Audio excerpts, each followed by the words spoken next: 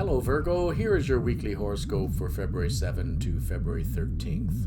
Well, let's talk about Mercury retrograde first. I had a lot of friends and family and clients calling this week saying, when is it over with?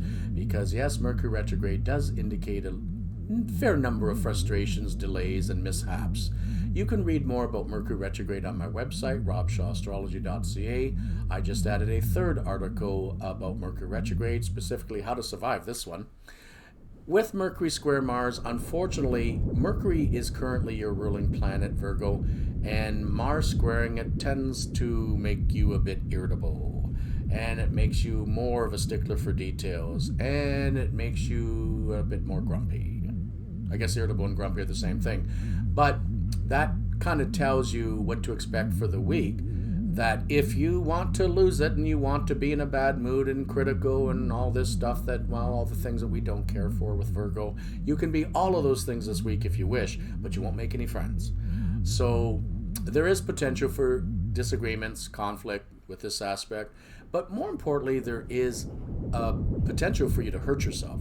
So Virgo, you can be a little bit accident prone when you're not paying attention. You tend to try to juggle too much at once, and sometimes that can cause an injury if you're not paying attention.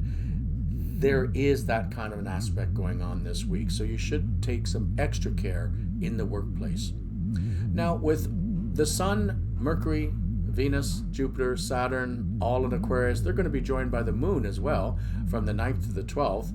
That all ends up in the solar 6th house for Virgo, so your work is going to be crazy this week, and as well, pay attention to health. If anything, with the Jupiter-Venus conjunction, I would expect that if you had any health issues, they can be greatly resolved or improved upon this week. Jupiter conjunct Venus is a very, very beneficial aspect. Lastly, with Neptune in Pisces, that still may be opposing some Virgos. Neptune in the 7th house of relationships. If you feel that there is a relationship where someone is not being completely honest, or they're trying to manipulate or pull the wool over your eyes, that may come to a head this week. You may have to put things on the table and discuss things. Virgo, there is a tendency for you to be a little overcritical during a Mercury retrograde and with Mercury square Mars. I mentioned it again only to remind you to give some people the benefit of the doubt. That's if you don't want to be caught up in fights with them. Lastly, we do have Saturn sextile Chiron all month as well, which is a good thing because that is an aspect of healing.